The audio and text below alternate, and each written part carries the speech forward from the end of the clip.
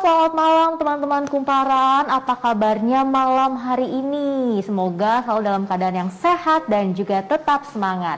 Anyway, lagi pada ngapain nih? Mungkin sebagian dari teman-teman kumparan ada yang masih di jalanan ya, lagi macet-macetan.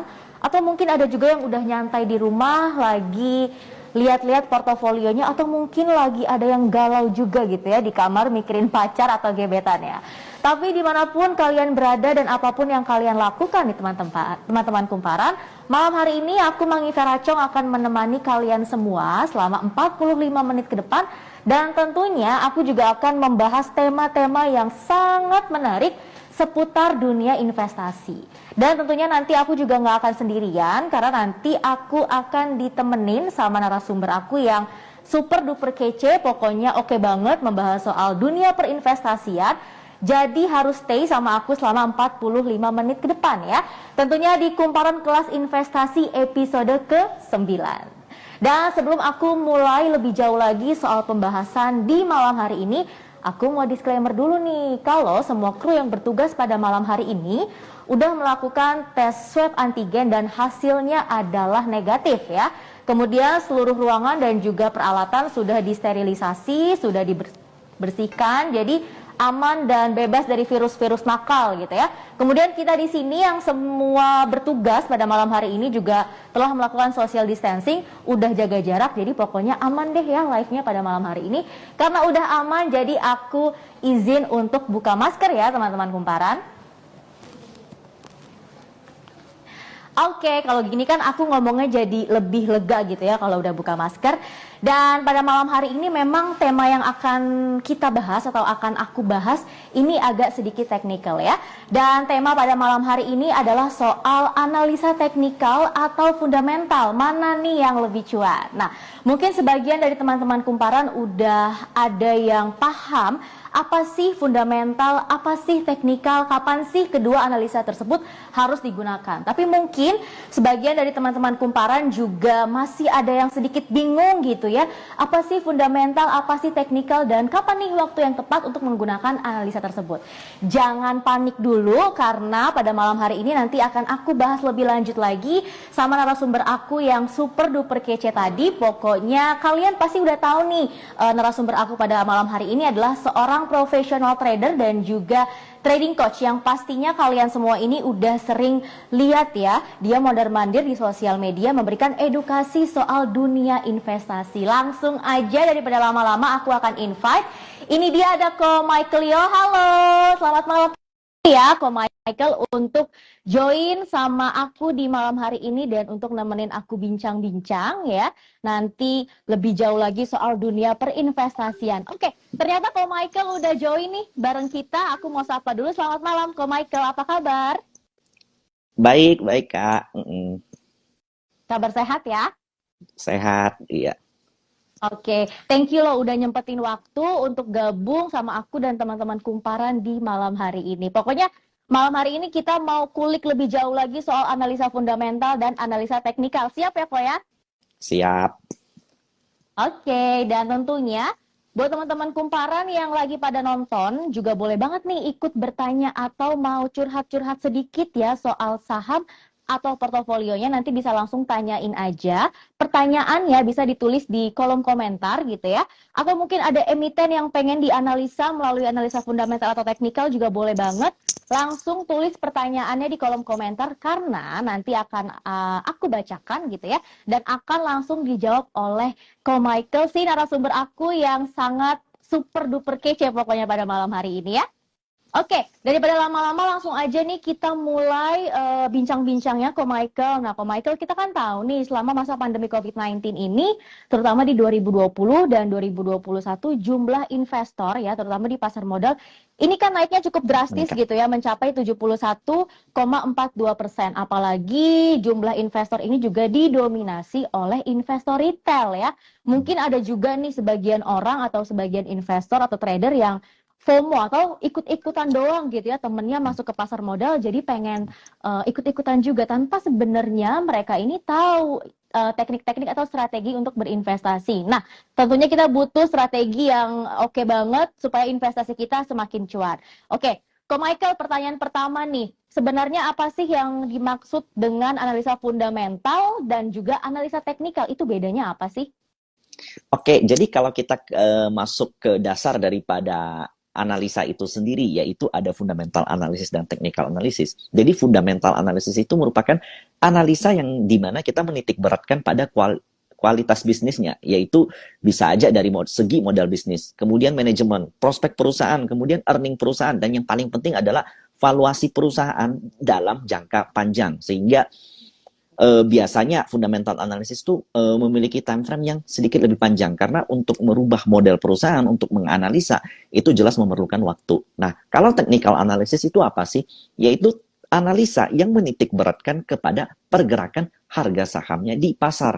Jadi itu dua hal yang berbeda banget karena saat ini ya terkadang apa yang terjadi di perusahaan belum tentu harganya sama mengikuti di momen yang sama. Maka dari itu fundamental analysis dan technical analysis itu merupakan dua hal yang amat berbeda. Jadi kalau fundamental analysis untuk menganalisa bisnis perusahaannya, kalau technical analysis fokusnya sama harga perusahaannya di market. Oke, kalau Gitu. dari penjelasannya aja udah beda nih soal fundamental dan teknikal, berarti kegunaan dari masing-masing analisa ini juga berbeda jauh gitu ya, kok? Jelas berbeda banget untuk Oke. kegunaannya. Oke, kemudian sebenarnya masing-masing cara analisa dari fundamental dan teknikal ini seperti apa sih? Mungkin bisa dijelaskan atau dikasih contoh gitu, Kak Michael? Oke, jadi biasanya fundamental analysis itu lebih banyak dipakai untuk kebutuhan investasi, ya. Mengingat perkembangan bisnis ini kan memerlukan waktu, perubahan manajemen perusahaan, perubahan visi misi perusahaan, itu juga memerlukan waktu. Apalagi ya, salah satu alat analisa fundamental analysis yaitu laporan keuangan, itu rilisnya tuh per kuartal atau per 3 bulan. Nah, sehingga dalam 3 bulan aja pergerakan harga saham itu kan pasti amat liar. Jangankan dalam 3 bulan, dalam 1 hari aja pergerakannya tuh amat liar. Sehingga ya, bagi seorang yang menggunakan tools fundamental analysis, tujuan utamanya biasanya adalah untuk kebutuhan investasi jangka panjang. Sementara bedanya penggunaan technical analysis karena dia menilai harga dan dia memiliki keunggulan untuk bisa melihat pergerakan harga dalam jangka waktu yang pendek, sehingga ini seringkali digunakan untuk kebutuhan trading. Nah, sehingga banyak trader, apalagi milenial-milenial yang baru menggunakan technical analysis untuk menganalisa pergerakan harga. Bukan cuma dalam waktu 3 bulan 1 tahun, tapi dalam 1 hari bahkan menitan juga bisa menggunakan technical analysis. Tapi nggak menutup kemungkinan untuk kedua hal itu dikombinasi. Oh, bisa dikombinasi. Tapi kalau misalnya mungkin nih, kok ya, ada yang mau pakai analisa fundamental untuk investasi jangka pendek, itu bisa nggak sih, Kak Michael? Itu lebih ke sentimen jadinya. Jadi fundamental analysis itu juga nggak selalu soal long term, tapi juga ada sentimen-sentimen yang mendekati. Nah, sebagai contoh, Kak, akhir tahun ini ya, ada aturan dari pemerintah yang mengharuskan bahwa bank dengan ekuitas yang kecil memiliki modal inti minimum sebesar 3 triliun. Nah, itu yang membuat Desember ini banyak saham-saham bank kecil itu rally karena ada kemungkinan mereka harus merger. Dan itu salah satu fundamental analysis dalam jangka waktu pendek. Jadi lebih menilai sentimen-sentimen yang ada di depan. Oke, jadi kalau fundamental ini lebih fokusnya ke laporan keuangan atau gimana, Kak Michael? Yes, tapi laporan keuangan yang dianalisa ya, itu untuk diambil forecasting ke depan. Jadi di market saat ini ya, yang kita beli adalah proyeksi ke depan, bukan yang lampau. Jadi karena laporan keuangan bicara sesuatu yang udah lampau, jadi laporan keuangan ini dianalisa untuk kita ketahui nanti ke depannya laporan keuangannya apakah semakin membaik gitu. Oke, kemudian sebenarnya analisa fundamental ataupun analisa teknikal ini bisa nggak sih kita pakai di instrumen investasi lainnya selain saham? Contohnya mungkin ada reksadana, obligasi, dan lain-lain. Itu bisa nggak, Kak Michael? Jawabannya bisa, tapi ini tergantung dari kebutuhan masing-masing. Nah, to be honest, kalau reksadana memang sama sekali nggak pakai technical analysis. Karena reksadana itu lebih dominan ke fundamental analysis. Tapi gini, karena reksadana itu amat terpengaruh sama makroekonomi ya. Jadi contoh, apa pengaruh suku bunga, apa pengaruh kebijakan pemerintah, apa pengaruh carbon tax, apa pengaruh pajak terhadap perusahaan. Sehingga biasanya kalau market lagi lesu, atau pasar saham tuh lagi jelek nih Kak, biasanya yang diincar itu reksadana pendapatan tetap. Kenapa? Karena dia udah memberikan fixed coupon. Jadi Mau kemana pun kita Oke. tetap dapat pendapatan yang tetap, yaitu rate-nya sesuai dengan BI rate biasanya, nggak jauh-jauh. Nah, sementara kalau ekonomi sedang pulih atau sedang bergairah, maka yang dikejar pasti reksadana saham. Kenapa? Karena earning perusahaan atau emiten-emiten yang sudah melantai di bursa akan mengalami lonjakan keuntungan juga karena ekonomi yang bergairah tersebut. Salah satu indikatornya adalah inflasi. Nah, jadi kalau reksadana, so we don't talk about technical analysis sama sekali. Kita bicara tentang fundamental analysis. Kalau forex Oke, gimana? lebih fokus ke fundamental ya. Fundamental, betul. Kalau reksadana. Nah, kalau forex gimana? Kalau forex ini unik. Jadi forex itu campuran dari keduanya. Jadi kalau kita, to be honest ya, sebagai seorang trader, kalau menangkap momentum jangka pendek, hampir semua toolsnya itu adalah technical analysis. Itu di forex karena itu sifatnya itu pair daripada currency. Jadi antar mata uang. Contohnya saya rupiah terhadap dolar gitu. Tapi menggunakan technical analysis bisa. Tapi faktor yang paling kuat mempengaruhinya apa?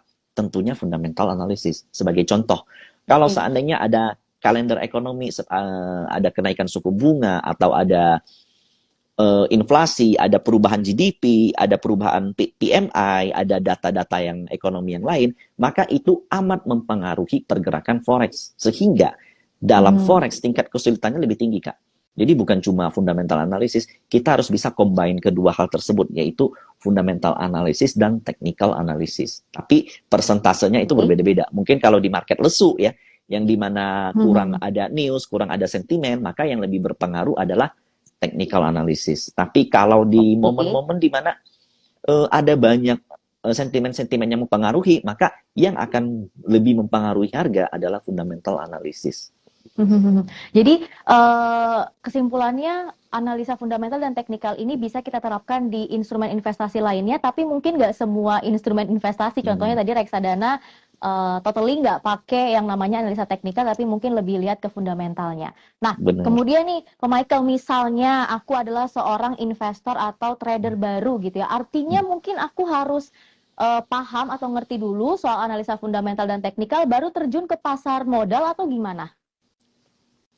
Akan jauh lebih baik seperti itu, Kak. Jadi memang kebanyakan milenial sekarang ya terjun ke pasar seperti yang Kakak bilang tadi di kalimat pembuka, ikut-ikutan temen. Jadi di Oke. market saham itu kayak ada efek domino ya. Kalau contohnya saya bilang ABCD bullish, ntar saya bisikin ke kakak nih, kakak bisikin ke teman kakak bisikin lagi ke teman kakak. Jadi ABCDE sampai Z.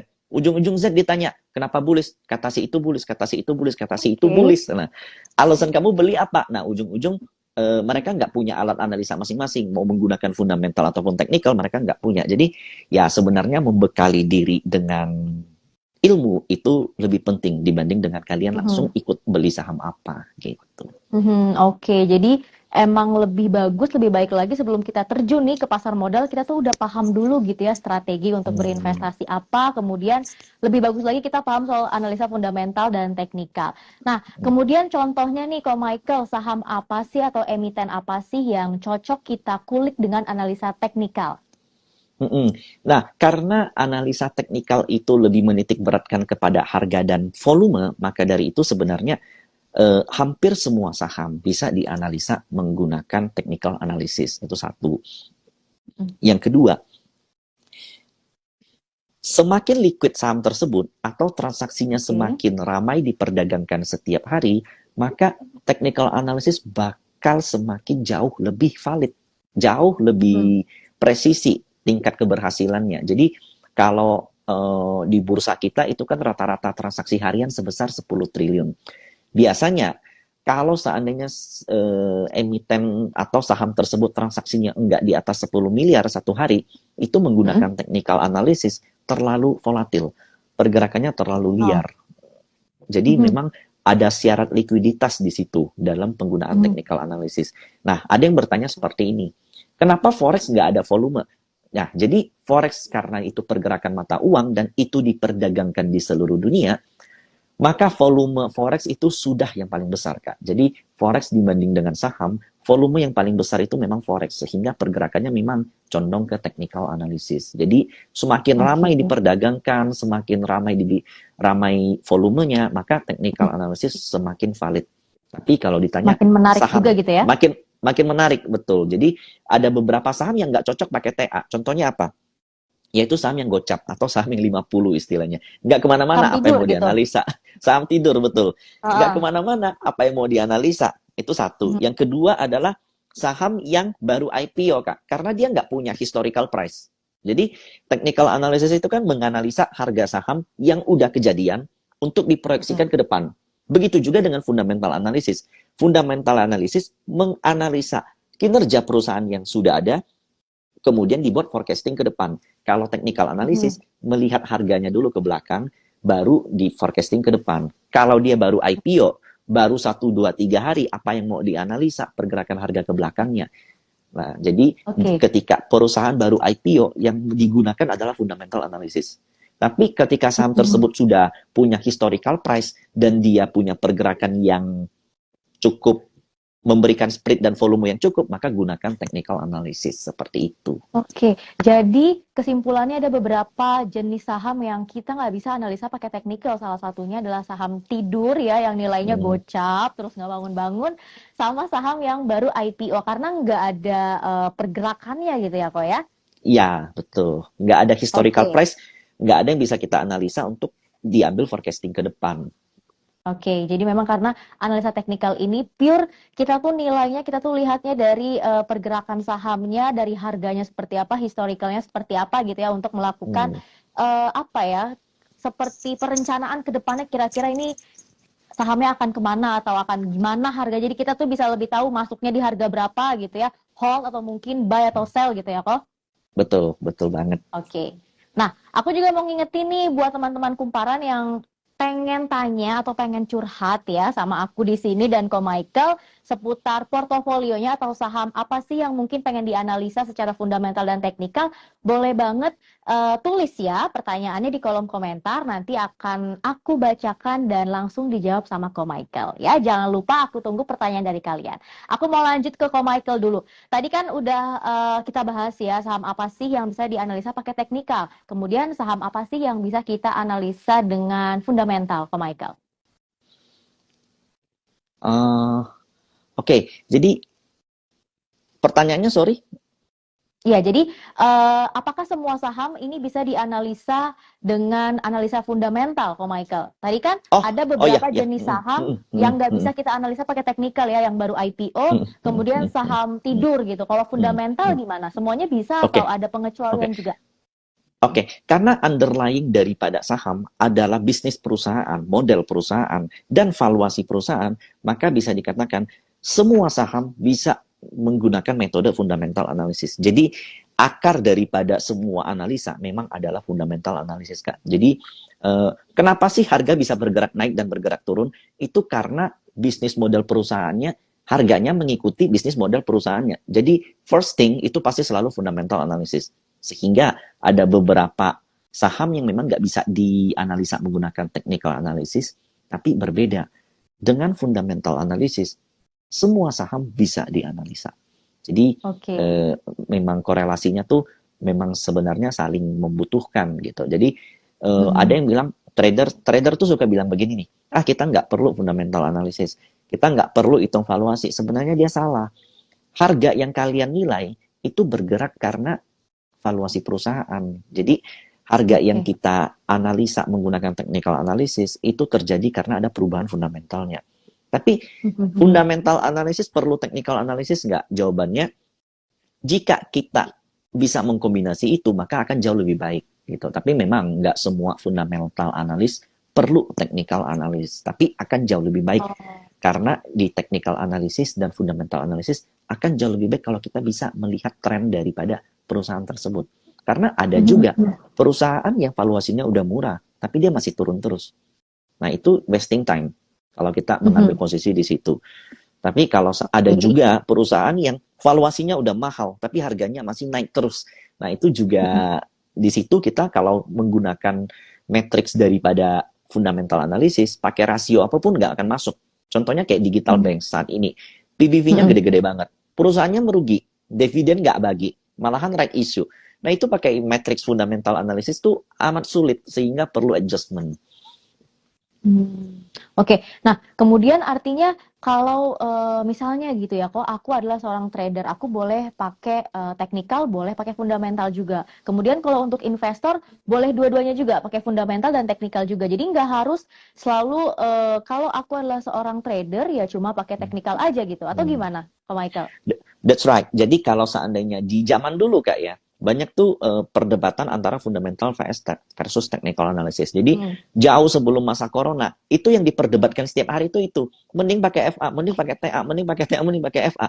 Nah, zaman saat sekarang ya, zaman saat ini, perdebatannya tuh udah bukan soal FA dan TA, tapi perdebatannya soal growth investing atau value investing gitu. Value stocks atau growth stock. Nah, jadi udah jenis sahamnya lagi. Dan semua sepakat bahwa kedua hal tersebut ketika bisa kita kombinasikan akan menghasilkan tingkat kepresisian yang jauh lebih baik. Nah, sebagai contoh nih Kak ya, saya sebut nama saham. Ada saham yang Oke. namanya Bukalapak yang heboh tahun ini. Nah, Oke. banyak yang mengapresiasi Bukalapak akan menuju all time high terus atau naik terus. Tapi pada kenyataannya trennya terus turun. Beberapa analis juga mengatakan valuasinya sudah murah. Murah, kenapa? Karena harga pre-IPO-nya aja sekitar 700-800. Di 500, saya sempat naik ke 1.300, habis itu turun ke pre-IPO, seharusnya murah dong. Ya kan? Karena saat itu banyak alokasi dana ke saham Bukalapak untuk mendapatkan di IPO di harga 700 atau 800. Ketika di 500, kenapa nggak beli? Nah, jawabannya trennya ternyata menurun dari 1.300 ke 500 dan bottomingnya belum kelihatan. Nah, sehingga secara fundamental analis ya mungkin sudah murah, tapi secara technical analis belum. Nah, kita bisa kombinasikan hal tersebut. Nah, kita akan mendapatkan tingkat kepresisian yang jauh lebih oke. Oke, jadi kesimpulannya untuk Buka ini masih layak dikoleksi nggak, Pak Michael? Kalau kita lihat pergerakan sahamnya tuh dari hari ke Hmm. hari udah turun di harga dia IPO, Pak Michael. Kalau untuk today ya, terus terang ada anomali, di mana kan ada berita yang mengatakan bahwa direktur dari Bukalapak mundur. Harganya turun sebentar, habis itu dilawan. Dan dengan volume yang luar biasa. Nah, secara teknikal sendiri, ada potensi terbentuk double bottom. Dan hari ini tuh merupakan salah satu rejection yang besar. Nah, so, saya bisa katakan untuk Bukalapak ya, saat ini harga sekarang itu merupakan area-area di mana market menilai itu adalah bottoming. Jadi potensi untuk Bukalapak naik itu ada, tapi enggak sampai ke 1.000, tapi dari 400 naik ke 500-an ya mungkin 600 maybe. Nggak terlalu tinggi berarti naiknya ya, masih di bawah harga Pre-IPO IPO-nya masih Buka masih gitu ya. betul, secara teknikal Mm-mm. memang target kenaikannya itu sampai di 650-an atau 700, enggak sampai pre-IPO. Tapi itu yang ada saat ini. Nah, kita nggak tahu ke depan harganya bergerak seperti apa lagi. Karena bisa aja ada, kalau di namanya technical analysis, itu ada yang namanya continuous pattern. Jadi bisa aja ada pattern bullish tambahan yang membuat harganya bisa keangkat lagi. Tapi kalau per today, Oke. harganya memang udah menunjukkan areal-areal bottoming. Oke. Nah, Pak Michael, contohnya nih ya, aku mau nyebutin satu emiten misalnya Hmm, BBCA gitu. Aku hmm, dalam menganalisa si BBCA ini mau menganalisa pakai fundamental, kemudian pakai teknikal juga. Nantinya pada akhirnya tuh akan menghasilkan kondisi yang berbeda nggak sih? Misalnya kalau aku menganalisa pakai fundamental, hasil sell-nya berapa, hmm, buy-nya berapa, hold-nya hmm. hold atau enggak, itu akan sama atau berbeda ketika aku menganalisanya pakai teknikal? Nah, begini Kak. Eh, itu mungkin sekali ya seandainya terdapat dua hasil yang berbeda. Seperti contoh ya, kayak kakak nganalisa saham BBCA. Mungkin, let's say ya, mungkin saya lihat bentar. Kalau BBCA, saat ini dia berada di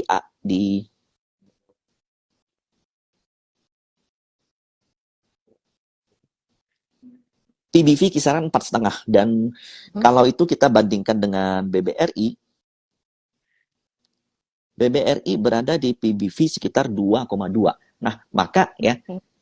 secara gambaran kasar BBCA itu mahal Kak dibanding dengan BBRI ya. Nah, maka dari itu mungkin kalau bagi seorang fundamental analis akan jauh lebih baik dia memilih BBRI Kak dibanding dengan BBCA. Oh gitu Sehingga ya, oke. ini sebagai contoh sehingga kalau seandainya Kakak memiliki saham BBCA atau baru mau masuk maka akan lebih disarankan ke BBRI. Tapi menggunakan technical analysis Tren BBCA itu selalu all time high. All time high itu dia selalu mencapai harga tertinggi. Sehingga boleh dikatakan, berapapun yang kita beli, kita bakal untung kalau dia udah mencapai all time high. Dan historical BBCA selama 5 tahun, itu naiknya itu luar biasa. Jauh di atas depositonya BBCA. Jauh di atas produk-produk keuangan lain BBCA. Nah, untuk mengkombinasikan hal tersebut, memang kita perlu tingkat kejelian dalam melihat potensi yang saya katakan saat ini adalah tren. Maka dari itu, kita mesti bisa menangkap tren, Kak. Nah, to be honest, BBHI, ARTO, BBYB, kalau dibandingkan valuasinya terhadap bank konvensional, BBCA, BBRI, BBNI, itu mahalnya itu luar biasa, Kak. BBHI, PBV-nya itu kalau nggak salah ratusan dibanding dengan BBCA. BBCA tadi saya bilang mahal, 4 lebih. BBRI 2 lebih. BBHI ratusan. Tapi harganya sempat dari 1.000 hingga ke 7.000, alias 7 kali lipat atau 700%. Kenapa? Karena ada yang namanya tren. Nah, di market itu tergantung bagaimana kita memposisikan diri. Mungkin ya, bagi sebagian orang yang enggak terlalu berani ambil resiko. Karena kita tahu, saham itu merupakan instrumen yang termasuk yang beresiko. Di luar daripada contoh obligasi. Jadi yang paling aman adalah obligasi. Kita punya SUN, kita punya SBN, kita punya SBR, kita punya ORI. Nah, yang beresiko adalah saham. Nah, di saham itu sendiri, ada saham yang beresiko dan saham yang nggak beresiko. Yang nggak beresiko salah satunya BBCA, BBNI, BBRI. Resikonya kecil, bukan nggak beresiko. Yang resikonya gede adalah perusahaan yang memang valuasinya mahal. Dan itu biasanya trennya selalu naik. Nah, maka dari itu kita perlu tahu jati diri kita di mana. Mungkin saran saya sebagai seorang investor baru, apalagi banyaknya milenial, akan jauh lebih baik mulai dari yang nggak beresiko dulu. Oke, nah ini kayaknya salah satu tips dari Ko Michael bagi investor baru yang baru terjun ke pasar modal, mungkin bisa pilih saham-saham yang resikonya lebih kecil gitu dibandingkan saham-saham yang mungkin resikonya lebih tinggi. Nah, Ko Michael, ini udah ada satu pertanyaan dari teman kumparan yang kayaknya pengen dijawab ya sama Ko Michael. Ini dari @Aziz Gumelar. Oke, nanyain soal Waskita nih kok. Waskita gimana? Right issue katanya bisa naik sahamnya. Kok ini nggak naik-naik sih? Oke, ini ngomongin saham konstruksi. Gimana Pak Michael? Oke, pertama ya kita harus menganalisa lebih dalam ketika ada suatu perusahaan yang melakukan corporate action. Salah satunya placement right issue. Nah, saya sendiri dari semenjak udah 2-3 bulan lalu, saya skeptif sama right isunya Waskita. Kenapa? Karena standby bayarnya siapa? Right isunya tuh terlalu gede. Jadi, saya jelaskan dulu right issue itu apa. Jadi, right issue itu merupakan perusahaan yang sudah listing. Dia perlu tambahan modal. Tambahan modalnya ini untuk apa? Untuk nutup kerugian atau untuk ngembangin bisnis. Kalau seandainya untuk nutup kerugian, maka itu akan amat beresiko. Karena dana yang diambil dari investor itu hanya untuk menutup kerugian. Istilahnya, sorry itu saya gali lubang, tutup lubang. Tapi kalau seandainya right issue yang dilakukan untuk ngembangin bisnis, maka itu bisa meningkatkan valuasi perusahaan. Sehingga forecasting ke depan akan meningkatkan EPS, kemudian bisa mengangkat BV-nya. Nah, itu yang membuat harga sahamnya bisa naik. Maka dari itu, right issue Waskita enggak semenarik dibanding dengan right issue dari perusahaan yang lain gitu. Oke, jadi kadang tuh kita harus tahu dulu ya ketika ada satu emiten atau saham yang mau melakukan corporate action, contohnya right issue gitu ya, itu kita harus tahu tujuan dari right issue-nya itu seperti apa ya. Jangan mungkin mereka right issue tapi nanti dananya digunakan untuk pembayaran utang dan lain-lain yang sekiranya itu tidak menguntungkan bagi investor. Nah, Ko Michael, mungkin bisa nih dicontohin gimana sih caranya menganalisa satu saham dengan analisa teknikal, emiten apapun, saham apapun, terserah Ko Michael, boleh dikasih tahu, diajarin ke kita semua yang ada di sini nih, Ko Michael.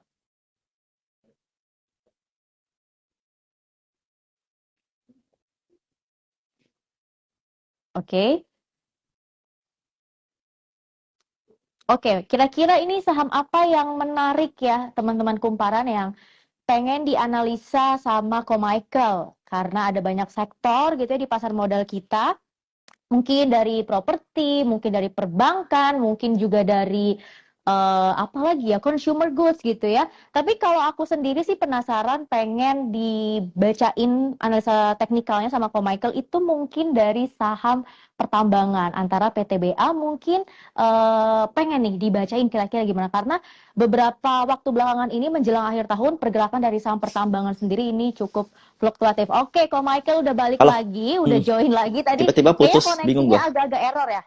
Iya, sorry, tiba-tiba putus. Mhm. Heeh. Oke, nggak apa-apa kok Michael. Lanjut lagi nih. Boleh tolong dianalisa nggak satu saham atau emiten apapun gitu ya. Pakai analisa teknikal. Boleh dikasih tahu ke kita semua dan yang lagi nonton nih biar lebih paham soal analisa teknikal. Oke, berarti saya awaskan ini dulu sebentar. Oke. Ini. Nah, Atau ini mungkin kebetulan, waskita boleh deh kok Michael. oke, waskita. Nah, Mm-mm. so ini merupakan salah satu saham yang menurut saya kurang baik untuk dibeli. Alasannya kenapa? Karena pertama, waskita itu sedang berada dalam tren yang menurun. Satu. Jadi ini kita ada bisa tarik garis trend line di turun ke bawah. Nah, nah, waskita itu dia punya areal tertinggi sebelumnya itu di sini. Nah, so jika saya harus membeli saham waskita, maka yang akan saya lakukan, saya tunggu dia valid lewat garis ini. Karena di dalam technical analysis kita kenal yang namanya chart pattern dan ini artinya dia membentuk pattern yang namanya double bottom dan itu merupakan indikasi dia bullish. Oke. Targetnya bakal ke 1200. But sampai saat ini dia masih berkutat di bawah nih. Nah, so ini merupakan salah satu saham yang eh, secara teknikal itu belum memasukin syarat untuk dibeli. Mhm. Nah, ini merupakan salah satu cara melihat tren. Kecuali ya, kalau kita melihat saham contohnya BBCA. Saat ini kan banyak yang ngeluh salah. Banyak yang ngeluh BBCA turun. Yes, betul. Dia turun dari 7.800 ke 7.300 ya. Tertinggi di sini nih 8.200 turun ke 7.300. Tapi kalau teman-teman tarik historical ke belakang dan kalau kita tarik garis trend lainnya, BBCA itu belum break trend line. Bahkan kalau dari paling awal itu dia masih berada dalam range yang amat uptrend. Nah, dia bisa dikatakan trennya patah kalau dia melewatin garis ini. Mhm. Dan dia enggak ngebreak. Jadi saat ini ya BBCA masih dikatakan bullish sampai di sini dan di opini saya dia bakal melanjutkan kenaikan. Nah, so ini merupakan salah satu contoh saham yang layak untuk dibeli karena trennya adalah Oke. uptrend. Jadi ini seperti cara sederhananya adalah kalian tarik garis trend line. Jika dia terus naik ke atas seperti ini, maka itu merupakan indikasi untuk beli. Tapi kalau dia turun ke bawah ini, jangan coba-coba gitu. Mhm. Oke, jadi dari contoh yang udah Ko Michael kasih ke kita ini ada BBCA sama Waskita ya. Kalau BBCA Hmm. mungkin masih layak dikoleksi atau masih layak dibeli. Tapi itu sebenarnya apa tadi udah uptrend ya, masih uptrend. Itu kesimpulan lainnya kenapa sih akhirnya kita tuh masih layak untuk mengoleksi BBCA lewat analisa teknikal yang udah Ko Michael jelasin? Oke, jadi selain dari technical analysis ini, kalau kita ngomong secara struktur bursa ya, BBCA itu merupakan salah satu saham, BBCA itu merupakan salah satu saham yang kapitalisasinya tuh paling gede. Nah, so kalau seandainya foreign atau asing ingin masuk ke Indonesia, maka yang dibeli itu bukan yang lain dulu, pasti BBCA dulu. Jadi itu Mhm. merupakan benchmarking terhadap bursa dan porsi BBCA terhadap IHSG itu porsi yang paling besar sampai saat ini. Dan ada potensi BBCA itu mau masuk ke indeks MSCI atau Morgan Stanley Capital dan itu Oke. akan membuat inflow yang besar untuk BBCA. Maka dari itu BBCA selalu uptrend. Oke, jadi intinya BBCA ini valuasinya masih bagus, kemudian masih layak lah untuk kita koleksi di 2022 gitu ya, Kak. Dan Yes. ini ada beberapa pertanyaan dari teman-teman kumparan karena tadi yang lebih banyak nanya kan aku nih, Ko Michael, tapi ternyata Hmm. teman-teman kumparan juga penasaran nih, pengen bertanya dan dijawab oleh Ko Michael. Nah, ini yang pertama pertanyaannya dari Stifel K92. Oke. Ko Michael bagi stok peak 2022 untuk hold investing dong Ko Michael. Oke, jadi mungkin kalau untuk 2022, kalau nanya saya ini saham saya ini biasanya agak agresif loh. Jadi kalau untuk 2022, I choose saham Bevin di luar blue chip. Kalau blue chipnya saya pilih BSDE. Mhm. Oke, kenapa BSDE, Ko Michael? Oke, ini kebetulan saya ada siapin catatan saya ya. Jadi BSDE, jadi secara sektoral ya, properti itu selalu menjadi kuda hitam. Kuda hitam itu maksudnya apa? Jadi eh, kita tahu bahwa motor daripada bursa kita saat ini itu adalah finance. Kalau nggak salah saya ya, kisaran 30 atau 20-an% IHSG paling gedenya itu finance. Jadi yang lain itu kecil-kecil. Hmm. Nah, infrastruktur konstruksi itu sendiri posisinya amat kecil. Nah, setelah finance naik, setelah banking naik, ketika ekonomi orang pulih, apa yang orang incar untuk investasi? Sebenarnya bukan saham, tapi selalu properti dulu. Karena properti itu merupakan salah satu yang sejak zaman dulu orang bilang selalu naik gitu kan. Nah, itu yang membuat secara sektoral properti tahun depan ketika ekonomi pulih, banking naik, loan growth juga naik, maka banking itu akan properti itu akan mendapatkan keuntungan setelah kenaikan banking. Itu satu. Kedua, pre-sales dari BSDE di kuartal ketiga itu naik sebesar 27% dibanding dengan tahun lalu. Itu besar. Dan di akhir 2021 penjualan daripada BSDE itu sudah mencapai target sebesar 93%. Jadi hampir 100%. Ini amat jarang terjadi. Dan akan ada launching proyek residensial yang baru di Q4 ini. Dan itu akan membuat pembukuannya bagus di Q1 nanti. Jadi kita tahu bahwa karena COVID ya, kebanyakan tuh hunian apartemen tuh ditinggal. Jadi yang banyaknya tuh residensial dan BSDM melakukan perubahan itu. Dia melakukan menargetkan marketing atau salesnya itu ke segmentasi mereka yang residensial. Yang paling penting ya, pemerintah juga mendukung pembelian rumah melalui insentif PPN dan DP yang amat murah. Jadi kita tahu ya, suku bunga Indonesia saat ini, BI rate, itu berada di angka yang paling rendah sepanjang sejarah. Sehingga saat ini kalau teman-teman mau KPR, itu adalah bunga yang paling rendah. Jadi sepanjang selama pemerintahan Indonesia, enggak pernah semurah ini. Dan proyeksinya tahun depan, kalau enggak stabil ya kemungkinan naik. Jadi enggak mungkin lebih rendah lagi. Karena ekonomi kita yang bertumbuh. Maka dari itu, proyeksi saya tahun depan, properti di akhir itu bisa menjadi salah satu kuda hitam. Dan saya pilih BSDE karena metode berdasarkan ERNAV, fair value-nya itu kurang lebih ada di 1.500. Saat ini posisi BSDE, coba saya lihat. Saat ini posisi BSDE ada di 1.015, yang berarti masih ada potensi upside kurang lebih 50% gitu. Jadi intinya Ko Michael, saham properti di 2022 masih oke buat dikoleksi mungkin dari secara sektoral gitu ya.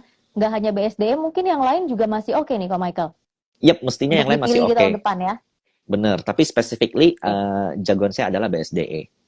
Jagoannya BSDE. Nah, Ko Michael, ini ada pertanyaan lainnya dari teman-teman kumparan. Yang kedua, ini dari @FVWRN. Kalau untuk Arto nih ya, Bank Digital, itu gimana sih prospeknya di tahun depan? Masih akan cemerlang atau mungkin turun kinerjanya, Ko Michael? Nah, Arto, kalau kita lihat secara pergerakan harga, itu sudah mencapai pergerakan yang amat luar biasa. Bahkan dari awal 2020 di harga 2.000 saat sempat menyentuh 19.000, hampir 10 kali lipat. Nah, itu pergerakan harga yang amazing sekali. Arto merupakan salah satu bank digital pionir atau bisa dikatakan induk dari bank digital yang boleh dikatakan saat ini paling liquid. Nah, Credit Suisse itu membuat riset Arto kenaikan berdasarkan GDP atau GDP. Jadi GDP kita di Q3 kemarin itu bertumbuh lebih dari 50% atau di angka 3% lebih. Yang itu berarti pertumbuhan Arto itu masih akan baik. Itu satu. Kedua, Arto sampai saat ini tuh dia nggak burn money. Dia sudah making profit dari pendanaannya ke Bevin. Itu salah satu ekosistemnya. Dan yang paling penting, Arto itu masuk ke dalam ekosistem Gojek, di mana kita tahu Gojek bakal melakukan IPO di tahun depan. Nah, jadi prospek Arto masih, kalau saya lihat ya, secara harga memang dia sudah tinggi, tapi kalau berdasarkan potensinya, trennya, dia masih bisa menyentuh kurang lebih 20.000 atau 22.000. Di harga sekarang 17.000, artinya upside 5.000, ya kurang lebih 20% lagi. Tapi mungkin kalau kita lihat lagi nih, Ko Michael, di tahun depan untuk properti dan bank digital, kira-kira mana sih yang lebih oke atau yang lebih cuan buat kita taruh di portofolio kita? Nah, itu tergantung dari profil resiko kita. Kalau seandainya teman-teman agresif, saya tuh perhatikan begini Kak, rata-rata milenial yang saat ini membuka akun di rekening, rata-rata kebanyakan itu agresif karena mereka tuh dari kripto gitu. Jadi naik 25% tuh bagi mereka tuh nggak legit gitu. Sementara kalau di kripto mereka bisa naik ratusan sampai ribuan persen. Kalau kalian suka yang agresif, maka pilihlah digital banking. Tapi kalau kalian jantungan ngelihat harga naik 3% turun 3% udah nggak deg-degan, maka pilihlah properti. Nah, both of us good, tapi yang jauh lebih beresiko adalah digital banks. Kenapa? Karena tahun depan kita akan menghadapi musuh besar daripada perusahaan teknologi, yaitu kenaikan suku bunga. Tapi kalau untuk properti sendiri berarti mungkin di tahun depan cocoknya untuk diinvest aja atau untuk di trading aja, Ko Michael? Properti boleh dikatakan untuk trading itu susah Kak. Kenapa? Karena spreadnya tuh rendah. Hari ini geraknya 0%, besok 1%, besok 0%. Jadi jauh lebih baik kita melakukan swing trading jadi atau investing mid term gitu. Oke, untuk mid term ya lebih cocoknya ya kalau properti. Yap. Nah, kemudian ini ada pertanyaan lagi dari @anestan. Oke, Ko Michael bisa nggak sih rekomendasiin buku mengenai belajar technical analysis dan fundamental? Oke. Kalau fundamental analysis yang paling saya suka itu maybe bukunya Peter Lynch ya. Itu hampir semua bukunya itu oke, itu satu. Yang kedua, kalau technical analysis, maka yang paling easy to read adalah mungkin bukunya Edianto Ong, judulnya Technical Analysis for Mega Profit. Itu itu salah satu buku pertama technical analysis yang saya baca. Oke, tapi sebenarnya nih Ko Michael, aku juga penasaran ya gitu. Kira-kira Ko Michael sendiri lebih pilih technical analysis atau analisa fundamental? Lebih prefer yang mana? Awalnya itu saya tuh belajar saham tuh justru di fundamental analysis Kak. Tapi karena kebutuhan saya yang cukup sensitif terhadap pergerakan harga, saya sadar bahwa fundamental analysis tuh masih kurang, sehingga saya melengkapinya dengan technical analysis. Dan yang paling penting ya, teman-teman tuh nggak boleh pakai technical analysis murni. Itu harus dikombinasi sama fundamental, karena underlying daripada saham itu adalah fundamental, bukan technical. Oke, jadi memang antara analisa fundamental dan analisa teknikal ini kan punya perbedaan masing-masing, punya resiko masing-masing, punya ciri-ciri yang tidak bisa disamakan gitu ya, tergantung kita tuh kira-kira mau pakai yang fundamental atau teknikal. Nah, aku juga mau ngingetin buat teman-teman kumparan semuanya yang mungkin malam hari ini pertanyaannya belum terjawab, tenang aja ya, karena kelas investasi masih akan hadir lagi di episode selanjutnya di bulan depan. Jadi tungguin dan pantengin terus Instagramnya @kumparan.com supaya kamu nggak ketinggalan dan supaya kamu investasinya juga semakin cuan gitu ya. Dan Ko Michael nggak terasa nih, kita dari tadi bincang-bincang ngobrol-ngobrol, perasaan baru 5 menit loh Ko Michael, ternyata sudah 45 menit ya. Dan thank you banget Ko Michael tadi udah ngasih banyak banget insight, udah ngasih banyak informasi ke kita semua gitu ya soal analisa fundamental, teknikal, tadi juga udah dikasih lihat chartnya ya untuk analisa teknikal seperti apa, terus saham-saham pilihan di 2022. Nah, jadi kalau boleh aku simpulin sedikit nih ya teman-teman kumparan, ketika kita punya niat untuk berinvestasi, itu harus diiringi dengan mempelajari setiap detail terkait jenis investasi yang akan kita lakukan, termasuk gimana caranya kita menganalisa keadaan pasar ya. Contohnya tadi, ketika udah milih untuk masuk ke pasar saham, kita tuh harus benar-benar menganalisa prospek ke depannya seperti apa. Jangan pom-pom ya kalau saham ya, Ko Michael ya. Jangan kita tuh terpengaruh kanan kiri, nggak tahu mungkin fundamentalnya seperti apa tuh saham, kita main beli-beli aja gitu ya. Iya, betul sekali. Oke, dan nggak lupa juga kita harus tahu nih gimana sih strategi yang paling tepat ya untuk meningkatkan keuntungan dari investasi itu sendiri. Jadi memang harus dipelajari lebih dulu ya. Tadi menurut Ko Michael juga sebelum kita terjun ke pasar modal atau mungkin yang baru turun ya, baru terjun itu penting banget untuk belajar artinya dari analisa fundamental dan analisa teknikal supaya investasinya semakin cuan, supaya portofolionya hijau terus. Oke, Ko Michael, sebelum kita berpisah di malam hari ini, ada satu apa ya statement atau pesan nggak sih bagi aku mungkin atau bagi ini, bagi teman-teman kumparan di malam hari ini? Ya, jadi gini, eh, kebanyakan orang yang mengatakan bahwa saya nggak cocok di saham atau nggak saya nggak punya bakat di saham. Nah, ini yang mau saya sampaikan adalah di dunia market, di saham, itu nggak perlu yang namanya bakat. Karena yang benar-benar kita analisa, yang kita lakukan itu adalah kualitatif dan kuantitatif. Dan itu sama sekali nggak perlu bakat. Itu hanya perlu yang namanya kemampuan atau kematangan psikologis. Jadi ya seperti bincang-bincang kita yang hampir 1 jam tadi, pada intinya adalah setiap investasi itu harus disesuaikan dengan kebutuhan pribadi saya. Nah, nggak ada yang benar dan salah. Yang ada adalah mana yang cocok untuk kita. Nah, itu yang teman-teman perlu cari saat ini.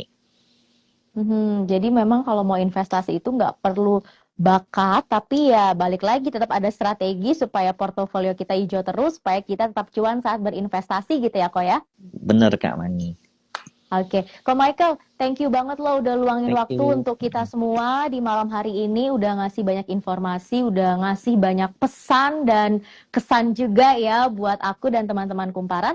Sampai ketemu lagi di lain kesempatan, sehat dan sukses selalu untuk Ko Michael ya. Thank you. Thank you, Kak Mangi. Sukses selalu.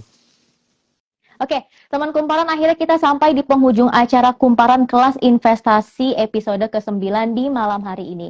Semoga informasi dan tips-tips yang tadi udah diberikan oleh Ko Michael bisa menjadi satu referensi baru dan bisa bermanfaat bagi kita semua, dan semoga setelah kalian nonton kelas investasinya kumparan pada malam hari ini, investasinya jadi semakin jago. Akhir kata, aku Mangi Veracong dan seluruh kru yang bertugas pamit undur diri.